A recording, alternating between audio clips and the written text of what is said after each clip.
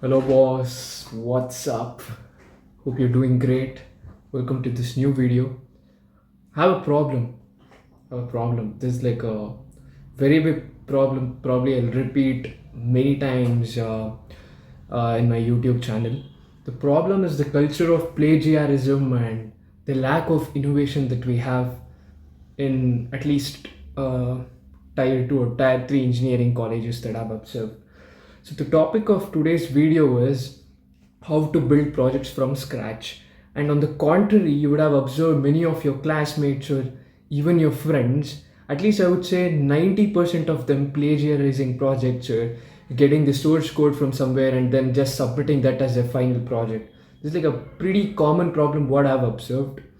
Uh, let's first break down this problem, like why exactly even we tend to get carried away by that fact, and how can we, and I'll also give you the solution to how to overcome this problem and build projects from scratch.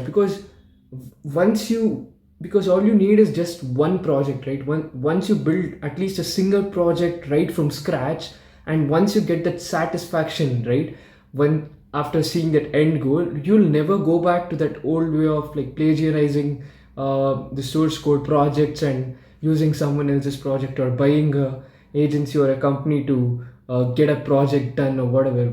I mean, I honestly think that you can see, that's the thing, right? So there is no limit to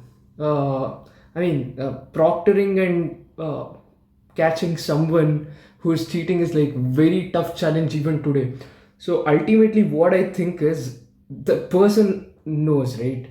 You or me definitely know that if you are cheating, ultimately you will be knowing that fact, and you will be the ultimate loser if you actually cheat and if you even manage to find some loopholes and cheat. Right. Let's first understand the problem. What exactly is the problem?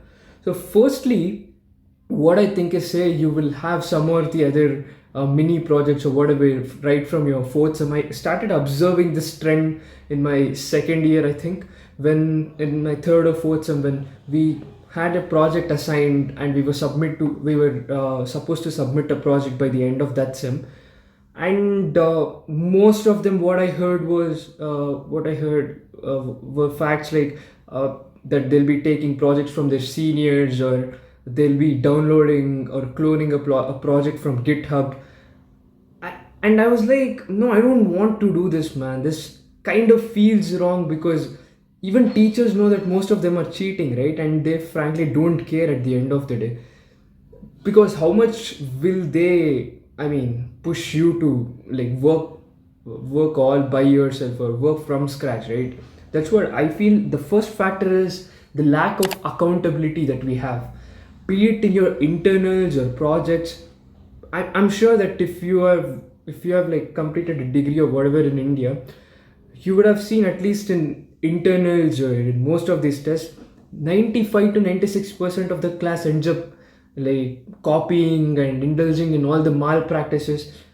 That's the shocking fact what I see in Indian like education system, even in higher grades, that uh, it's like people who are writing an exam honestly or giving an exam honestly and doing all the work, I mean, according to the rules, are in minority compared to people who are indulging in malpractice.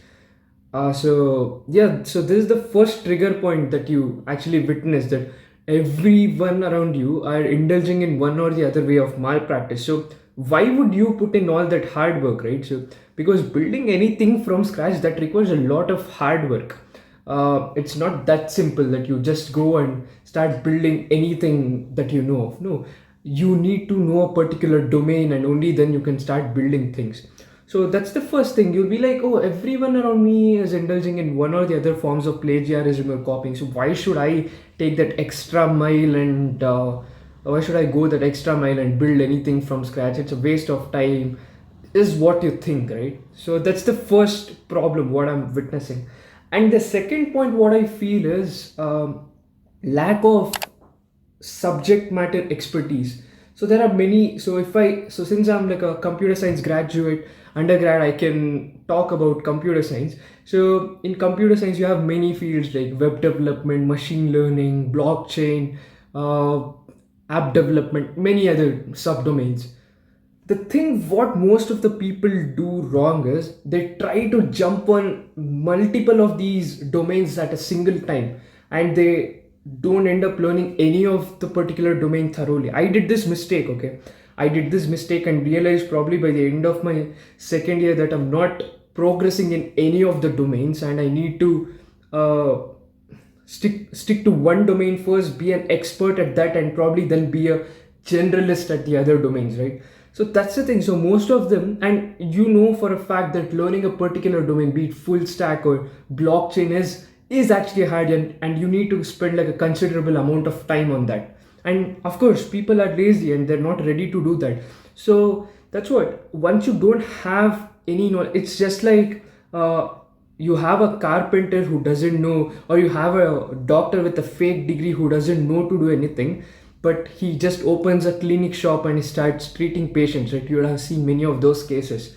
It's similar to that, what most of them end up doing. You don't have knowledge in anything, and but you still manage to clone a project or buy a project, and then you start, I mean, you know for a fact that you haven't done that, right? So that's what matters. You can convince teachers, you can convince other people that you have built it, but ultimately you know that.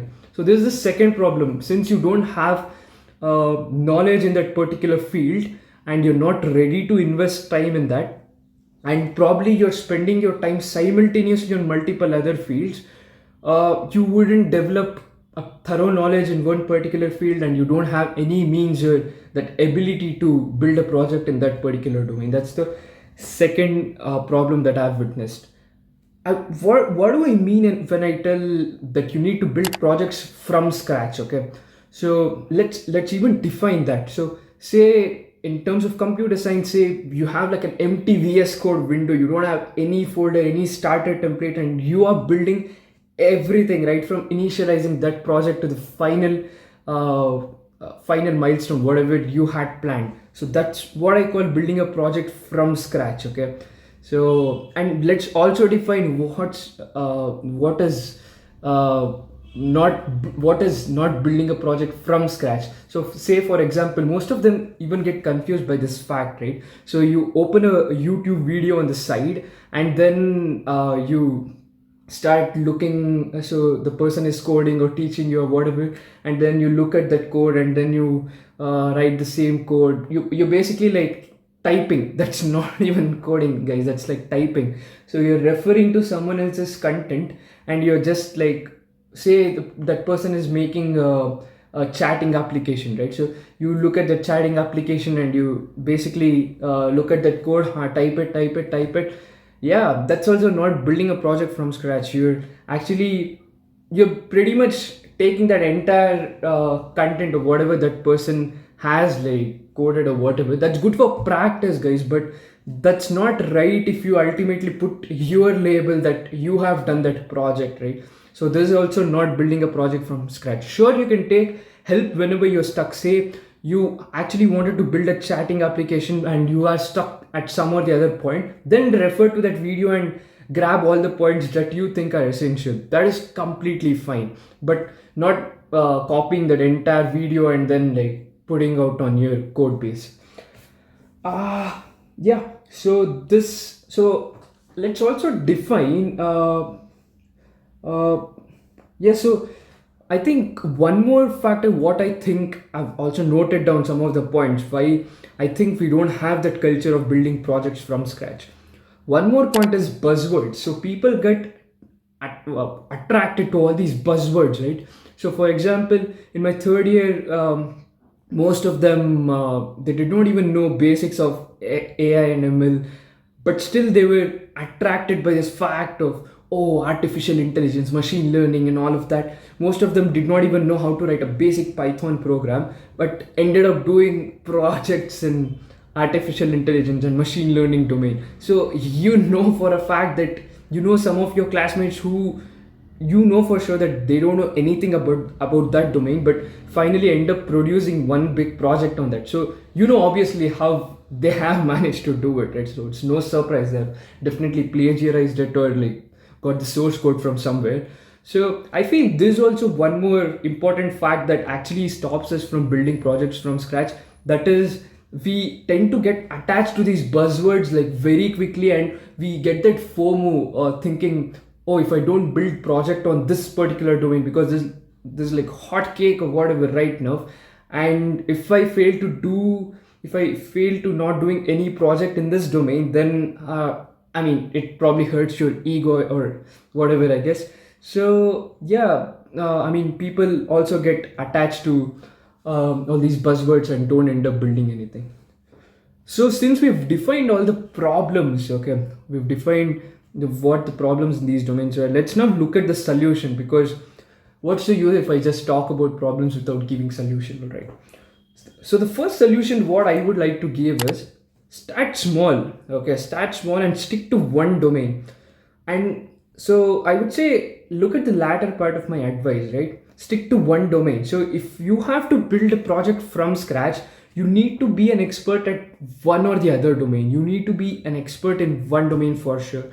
So say you are like a good full stack developer, then in the worst case scenario, when you have to build a project, you will be at least equipped with all that full stack technologies to build one or the other project, right?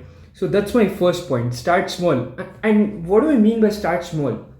For example, let's take an example of a notes application, okay? A simple to-do list or a notes application.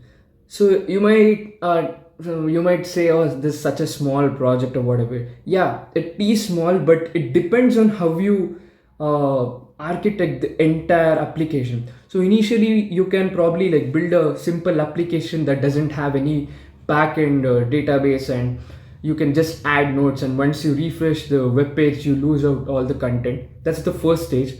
Second stage is probably storing all of your content once you've like added that particular note or to do, and then it is stored to your local storage. That's the second stage, okay, second level of complexity.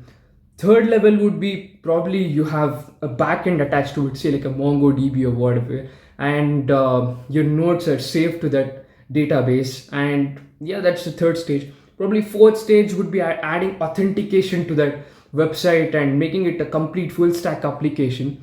So I told you sky is the limit, right? So you don't need to worry about oh, I'm building a small project or whatever. At least you're building it, at least you're doing it all by yourself, where most of the people don't even take that first step. They directly go to YouTube or clone a particular project. So that's what. So start small and then go in incremental basis, right? So this is my first advice: start small and be thorough with one domain.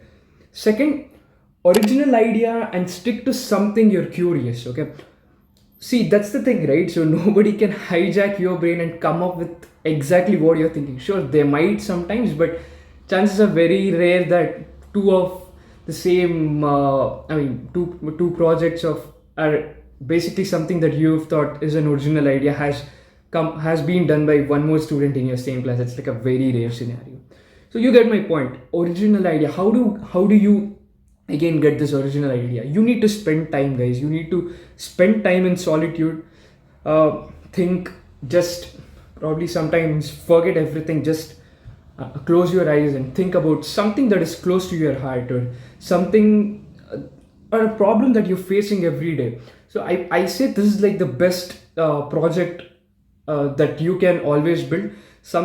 A problem that you're facing on an everyday basis, right?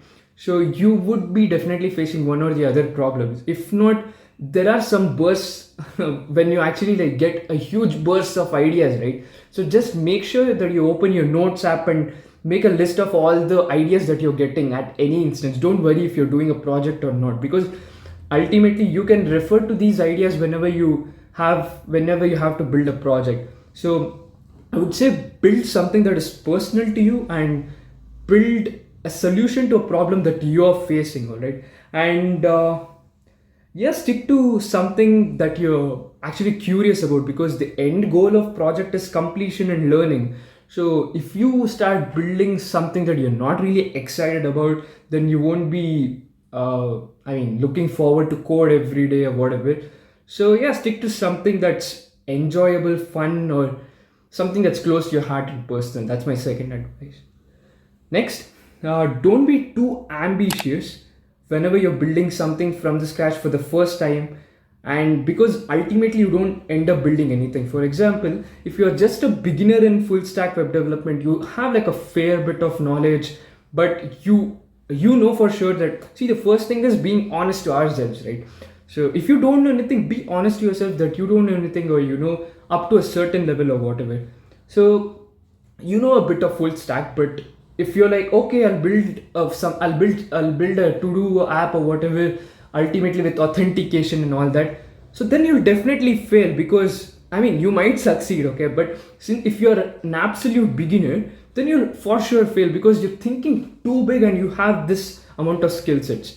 So my advice would be, start small and don't be overly ambitious. Build on something that you think is for sure realistic, right? Because by that you can definitely achieve completion, and you'll be happy, satisfied, and you can on the way upgrade your skills too. That's my third point. And fourth, make Google, Chat GPT, and Stack Overflow your best friends, right? So this applies to like coding domain, I guess. So whenever you're stuck, right, don't be afraid, oh, I think this project is done or whatever. Don't give up very soon. Don't give up too soon. Just Google, just Chat GPT or whatever, and find out some answers. Be persistent, right? Be persistent. That's my main advice for you. And consistency, guys. Consistency is like one more important factor. You need to be consistent while doing a project, and you need to code every day. You need to I would also suggest you and highly recommend you to make a public repository or a private repository, and commit every day to that repository, so that you have these checkpoints, and you also get to know how to use Git and GitHub, right? So that's also very important if you're in computer science background. Basically, consistency is very important, guys, because don't be that person that takes till the end day, and then you're messed up in your head what to do and what not to do. Just do it incrementally every day, and you'll be pretty much sorted. Finally, why should you build projects from scratch? What's the main reason? The thing is the satisfaction, the pride, or that feeling that you're doing the right thing, even when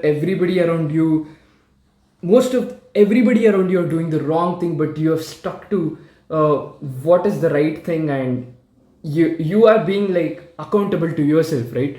So I would say this is the main reason why you should do projects from scratch. So ultimately, stay honest and true to yourself, because nobody is watching you, but you always are watching yourself, right? So with that, I would like to end the video, and yeah, guys, stay truthful, stay honest, and have fun. See you in the next video. Bye bye.